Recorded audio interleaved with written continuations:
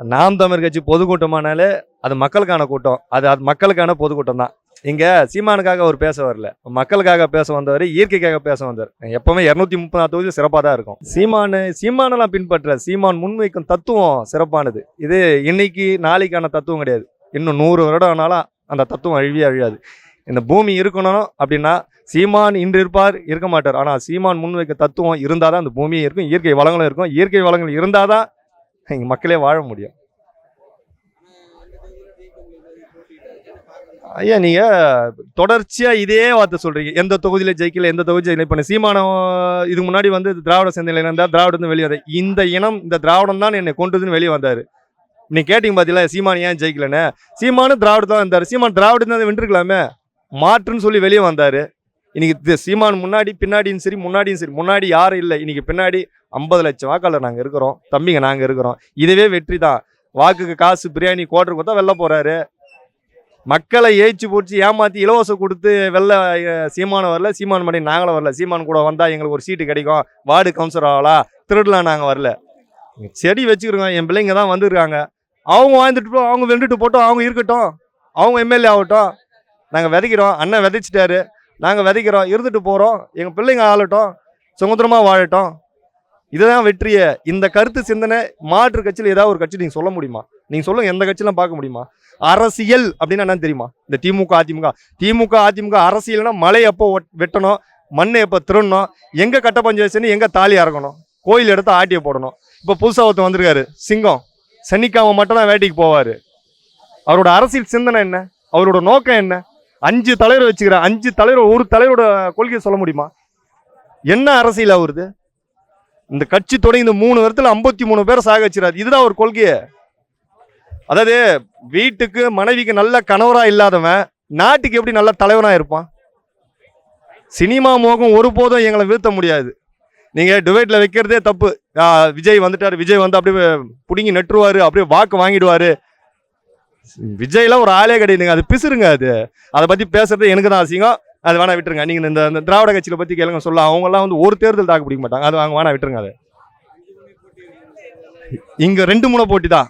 ஒன்னு திராவிடம், இன்னொன்னு தமிழ் தேசியம், பிரபாகரன் பிள்ளைங்க தமிழ் தேசியம். இதுதான் இங்க 2 முனை போட்டி தான். 5 முனை 10 முனை எல்லாம் சீட்டுக்கும் நோட்டுக்கும் அவங்க 4 பேர் ஒன்னா சேர்த்துனா 10 முனை போட்டி கூட சொல்லலாம். இப்ப நான் கூட ஒரு கட்சி ஆரம்பிச்சு ஒரு 10 பேர் சேர்த்துனா நானும் ஒரு போட்டியாளர் தான். இங்க 2 முனை போட்டி தான். ஒன்னு திராவிடம், இன்னொன்னு தமிழ் தேசியம் தான். ஐயா, நீங்க தேர்தல் வெற்றி மக்கமே பார்க்க கூடாதுயா. கூட்டணி 10 பேர் சேர்த்துக்கு நிக்கிறோம் ஐயா. நிக்கிற பக்கத்தை ஜெயிக்கிறோம் தான் வீரன். 10 பேரை சேர்த்து நிக்கிறோம் வீரன் கிடையாது, கோழையாவன். நீங்க சொல்லுங்க, அதிமுக மாத்தி எல்லா கூடவும் அவங்க கூட 10 கட்சி 15 கட்சி கூட்ட நிக்குது. எந்த நோக்கத்துக்காக? மக்கள் சேவைக்காக நிக்கிறாங்க நினைக்கிறேன். இல்ல, இங்க 10 சீட்டு மலை ஓரம் கட்சிச்சுன்னா பாருங்க, இங்க கொள்ளாடிக்கலாம். ஆத்தோரம் அங்க சீட்டு எடுத்துனா அங்க மண்ணாலலாம், மலையை வெட்டலாம். இதுதான் அவங்களோட நோக்கம். மக்கள் சேவை செய்யலாம். எந்த கட்சிக்காரன் நீங்க ஒரு கட்சியை சொல்லுங்க, இந்த திமுக அதிமுக கூட இருக்கிற ஒரு சீட்டு அத்துமீறு அடங்குமாறு 4 சீட்டுக்கு பிச்சை எடு சொல்லுங்க பார்க்கலாம். அதே தான் அதிமுக கூட வரணும். இவங்கெல்லாம் என்ன 10 கட்சி வச்சிரு ஒத்தால என்னால சிங்கமா நிற்கிறான். அதை ஏன் வெற்றியாளர்? அவன் தான் சிறப்பான அரசியல். இந்த அரசியலை விதைச்சாரு. எங்களுக்குன்னா சீமானன் எங்களுக்கு சொல்லி கொடுத்தாரா இல்லை பாடம் எடுத்தாரா? ரத்தத்தில் ஊறி இருக்குது தமிழ் உணர்வு. என் இனத்தை கொண்டு அந்த 1,85,000 பேரை சாக வச்சு ஒருத்தரையும் விட மாட்டோம். நீங்க சீமான் முன்னாடி நிற்கிறதுக்கு நாங்கள் கூட நிற்கிறதா? சீமான வெல்ல இல்லை, என் தேசம் தமிழ் தேசம் வெல்லணும். நாங்கள் மாண்டாலும் சரி, என் இனம் ஆண்டா போதும், என் பிள்ளைகள் இருக்கணும்னு நினைக்கிறோம். இதுதான் எங்களுக்குள்ள ஒரு தீ. வெற்றிலாம் அப்புறம் முதல் தமிழ் தேசத்து தமிழர்களிடம் பற்ற வச்சார் எங்கள் அண்ணன். இன்னைக்கு நான் தீயாகிக்கு நிற்கிறோம். வெல்லுவோம், கட்டாயம் வெல்லுவோம். நீங்கள் ஏதாவது அண்ணன் சொல்லுவார், இது வென்றால் மகிழ்ச்சி, தோற்றால் பயிற்சி. எங்கள் பயிற்சி நீங்கிற மாதிரி வந்து போர்டில் எழுதி வச்சுட்டு ஐக்கிற பயிற்சி இல்லைங்க, ரத்தத்தில் ஊறின பயிற்சி. வெறிதனமாக திருப்பி அடிப்போம். இல்லை, இது வந்து பிரபாகரன் படை கூட்டம். இது எங்கள் தலைவர் படையில் கூட துப்பாக்கியே கொடுத்தாலும், துப்பாக்கி சுத்த அங்கேருந்து ஒரு போராளி இறந்துட்டாலும் அந்த போராளி தோல் தூக்கி போட்டு துப்பாக்கி எடுத்து வந்து கட்டையில் படையில் தான் சேர்ப்போம். அந்த படையின் வழியில் வந்தவங்க நாங்கள். இது எங்கள் வேலை. இது எங்களுக்காக போட்டுது, என் மக்களுக்காக பேசுறது. அதெல்லாம் நாங்கள் தான் சீர் பண்ணோம், நாங்கள் தான் எடுத்து ஆடணும், நாங்கள் தான் எல்லாமே பண்ணணும். வேற யார் பண்ணுவா? எங்க பாருங்க, ஒரு பொதுக்கூட்டம் போட்டதுக்கே நான் இந்த தெருவு இந்த ரோட்டை சுத்தமா வைக்கிறோம்.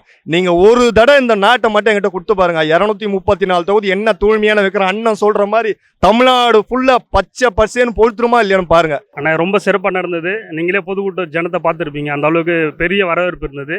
எங்கே போனாலும் அண்ணன் சீமான்னாக்கா அது தனியாக ஒரு வரவேற்பு எப்பவுமே இருக்கும், அதில் மாற்று கருத்தே கிடையாது.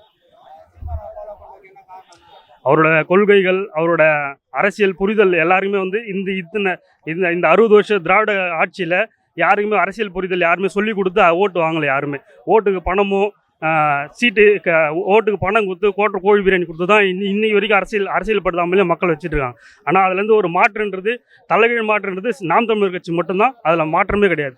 நாம் தமிழர் மட்டும் இதுலேருந்து புதுசாக ஃபுல் அண்ட் ஃபுல் அப்படியே தலைகீழ் மாற்றுன்றது நாம் தமிழ் மட்டும்தான். அதனால் ஜாதி பார்த்து ஓட்டு போடாது, எனக்கு ஓட்டு போடாதுன்ற ஒரே ஒரு வார்த்தை எந்த ஒரு அரசியல் தலைவரும் மேடையில் யாருமே பேசுனது கிடையாது. அண்ணன் சீமான் தவிர வேறு யாருமே பேசுனது கிடையாது. அதே போல் ஜாதி பார்க்குறவங்கிட்ட பழக மாட்டோம், ஜாதி பார்க்குறவங்கிட்ட பழகவே மாட்டோன்றது அண்ணனோட மிகப்பெரிய கொள்கை. அதில் எந்த ஒரு மாற்று கருத்துமே கிடையாது. ரொம்ப ரொம்ப பிடிச்சி மக்கள் தான் மாறணும்ண்ணா. புரட்சி மாற்றன்றது ஒரு சாதாரண விஷயம் கிடையாது. 60 ஆண்டு கால அரசியல் திராவிட கட்சிகளில் அரசியல் புரிதலே இல்லாமல் மக்களை மழுங்கடிச்சு வெறும் காசு பணத்துக்காக மட்டுமே ஓட்டு வாங்கி ஜெயிச்சுட்டு இருந்த இடத்துல அது உடனே மாற்றம் மாறிடும். மக்கள் ஓட்டு போடாமல் 36 லட்சம் ஓட்டு வாங்கியிருக்கணும், அது சாதாரண விஷயம் கிடையாது. அந்த மாற்றன்றது எடுத்து உடனே வர விஷயம் கிடையாது. அதுக்கான காலதாமதம் கண்டிப்பாக எடுக்கும். ஆனால் கண்டிப்பாக என்றைக்காக இருந்தாலும் நாங்கள் வெல்லுவோன்றது உறுதியாக நம்புகிறோம். நான் எந்த கட்சி வந்தாலும் சரிண்ணா, திராவிடமா தமிழ் தேசியமா, அண்ணன் சீமான் மட்டும்தான் தமிழ் தேசியத்தை எடுத்துன்னு போறாரு தவிர மற்ற எல்லாருமே திராவிடன்னு சொல்லி பேசிட்டு இருக்காங்க. ஆனால் என்னைக்குமே தமிழ் தேசியம் தான் வெல்லும். என்னைக்கா இருந்தாலும் அது வெற்றியை சொல்லுன்றது நான் உறுதியாக நம்பிக்கையோடு இருக்கேன். நாங்கள் விஜய் திரைக்கவர்ச்சி மட்டும்தான். நீங்கள் பார்த்துருப்பீங்க, 41 பேர் இறந்தாங்க. அது மட்டும் இல்லாமல் இன்றைக்கி வரைக்கும் அரசியல் மக்களை போய் சந்திக்கலை. கேட்டால் எதனா ஒரு சாக்கு சொல்கிறாங்களே தவிர இது வரைக்கும் அதில் எந்த ஒரு வளர்ச்சி திட்டமோ எதுவுமே இல்லை. 10 லட்சம் கோடிக்கு மேலே கடன் இருக்குன்னு சொல்லி பேசிகிட்டு இருக்கோம். ஆனால் அவரோட தேர்தல் அறிக்கையை பார்த்தீங்கன்னாக்கா இன்னும் கடன்கார நாடாக தான் மாற்றுமே தவிர அதில் எந்த இடத்துல மாற்றம் ஏற்படுன்றது நீங்கள் யோசிச்சு பாருங்கள். இன்னும் அவர் சொல்கிறார், என்ன சொல்கிறாருன்னு பார்த்தீங்கன்னாக்கா, இப்போ எக்ஸாம்பிளுக்கு ஒரு லட்ச ரூபா கொடுத்து ஒரு ரோடு போடுறோம்னாக்கா 30% ஸ்டாலினுக்கு போகுதுன்னு சொல்லி பேசுகிறாரு. ஆனால் 30%னாக்கா அப்போ அவரும் அதே தரமற்ற ரோடை போட்டு தான் அந்த 30% இந்த இலவசங்களை கொடுக்குறேன்னு சொல்கிறாரு. இது எந்த விதத்தில் மாற்றமாக இருக்கும்னு நீங்கள் சொல்லுங்க பார்க்கலாம். அதனால் அவர் சொல்கிறதும் இது திராவிட கட்சிகள் சொல்கிறது இவரும் சொல்கிறது எந்த ஒரு மாற்றமும் கிடையாதுன்றது எங்களோட பார்வை.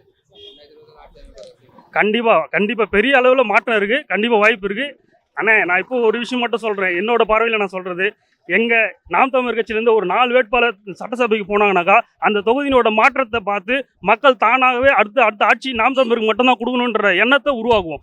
ஒரு 2 பேர் இல்லை 3 பேர் போனாங்கன்னா மட்டுமே போதும். நான் இப்போ சொல்கிறேன், நான் 3 பேர் 4 பேர் போனாங்கன்னா கூட அந்த 5 வருஷம் 15 ஒரு தொகுதிக்கு 3 கோடி ரூபான்னு சொல்லிட்டு நிதி ஒதுக்கீடு செஞ்சு 15 கோடி ரூபா ஒரு 5 ஆண்டுகள் கொடுக்குறாங்க. அந்த நிதியை நல்ல முறையில் யூஸ் பண்ணி அந்த தொகுதியில் மாற்றத்தை ஏற்படுத்தணுன்ற பட்சத்தில் அடுத்த மற்ற தொகுதிக்கு எல்லாருமே அதை பார்த்துட்டு நாம் தமிழர் கட்சி தான் அடுத்த தலைமுறைக்கான ஒரே விடியல் கட்சியாக இருக்கும்ன்றது கண்டிப்பாக பெரிய மாற்றத்தை ஏற்படுத்தும் என்னோட நம்பிக்கை. இது போல் 150 குவார்டர் கோழி பிரியாணி இது போல் ஜனத்தை கூட்டுற திமுக அதிமுக இந்தமாரி கட்சிகளிடையே ஒரே ரூபா கூட செலவு பண்ணாமல் இன்றைக்கி இவ்வளோ பெரிய பிரம்மாண்டமான கூட்டம் தன்னிச்சையாக வராங்க. மக்கள் யாரையும் போய்ட்டு போஸ்ட் பண்ணி கூப்பிடல, அவங்களா பார்த்து வராங்க. யாருக்கு அவசரம்னா அது அண்ணனுக்கு அவசரம் தான், சீமான் அண்ணன் மட்டும் தான். இதுமாரி வேறு யாருக்குமே அமையாது. சீமான் அப்படின்னு சொல்லும் போது இயற்கை வளங்களை பாதுகாத்துல அவர் மட்டும்தான். எல்லாம் கான்ட்ராக்ட் கிடைச்சா போதும், மலையை உடைக்கலாம், மண்ணை திரளலாம் தான் பார்க்குறாங்க. ஆனால் அவர் மட்டும்தான் இயற்கை வசம் போராடுறாரு. இவ்வளோ இந்த ராணிப்பேட்டையில் நிறைய கார்பரேட் கம்பெனிங்க நஞ்சை வெளியே விடுதுங்க. அந்த வெளியே விடும்போது கம்மியாக இருந்த புற்றுநோய் இன்னைக்கு அதிக அளவில் உயர்ந்திருக்குது. ஆனால் அண்ணன் சொல்கிற இயற்கை அரசியல் இந்த ராணிப்பேட்டை மக்களுக்கு வந்துச்சுன்னா அது இன்னும் நல்லா இருக்கும். அதுக்காக தான் சீமானனை ஃபாலோ பண்ணுறது. அது மக்களுடைய முடிவு பார்த்து தான். நீ என்னை நேசிக்கிறியா இல்லைன்னு, நான் உன்னை நேசிச்சு தான் இருக்கிறேன். நீங்கள் எங்களை கொஞ்சம் ஆதரிங்க. நீங்கள் ஆதரித்தா நல்ல ஒரு ஆட்சியை நாங்கள் தருவோன்றது எங்களுக்கு நம்பி இருக்குது. அதை நீங்கள் ஓட்டு போட்டு காமிங்க. கண்டிப்பாக ஜெயிப்பார். அதுக்கான 100% வாய்ப்பும் இருக்குது. என்னன்னா இந்த மா தொகுதியோட வேட்பாளர் அப்படி அவ்வளோ நெருப்பாக இருக்கிறாங்க.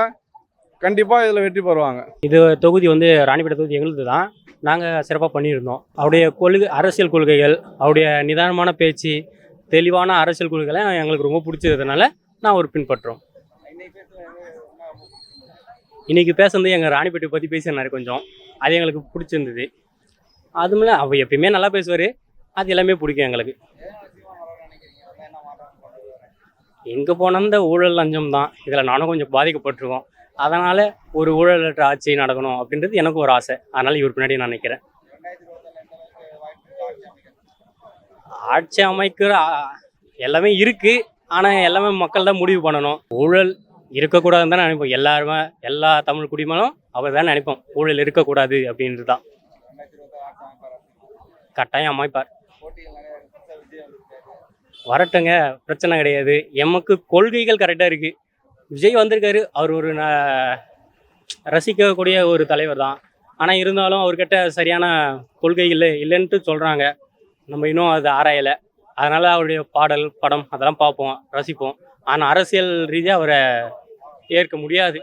சீமான் தான். Super sir, super. ஓட்டு போற பொண்ணே கவலைப்படாதே, கண்ட கட்சி இருக்கும் கலங்கி நிற்காதே, உழைக்கும் மக்கள் சின்னம், நம்ம விவசாயி சின்னம். வாழ்த்துக்கள்.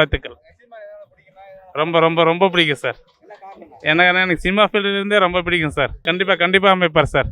சூப்பர் சார் மீட்டிங்கு. அவர் ஸ்பீச் நல்லா இருக்கும் சார். எப்பவுமே அவர் ஸ்பீச் எதுக்கும் பயப்பட மாட்டார். சூப்பராக பேசுவார். Great, really great. கண்டிப்பாக இருக்கட்டா சார். அவரோட ஸ்பீச்சு, அவரோட டேலண்ட் தானே மெயின். பழைய கட்சி இருக்குது, திமுக, அண்ணா திமுக, அதெல்லாம் காலி பண்ணிட்டு வரணும் இவங்க. அதுக்கு அவருக்கு இவர் தான் டஃப் இருக்கும் சார். 2 பேரில் யார் வந்தாலும் ஓகே தான். பொதுக்கூட்டம் நல்லா சூப்பராக நடந்தது. அண்ணன் நல்லா பேசினார். நாங்கள் நல்லா இருந்துச்சு பொதுக்கூட்டம். ஓகே. எங்கள் சீமா வந்து நாங்கள் அவர் கொள்கை நம்ம பிடிக்குது. அவர் கொள்கை தான் எங்களுக்கு முக்கியம். நீங்கள் கொள்கை வந்து மது அது பேசினார். அப்போ மாசு படுது, அது நல்லா பேசினார். அதனால் மக்களை நாங்கள் மக்கள் நினச்சி நாங்கள் எப்பயோ ஆட்சி அமைச்சிருப்போம். நாங்கள் அவங்க தான் 2026 கன்ஃபார்ம் நாங்கள் ஆட்சி வச்சிருக்கோம். தேங்க்யூ.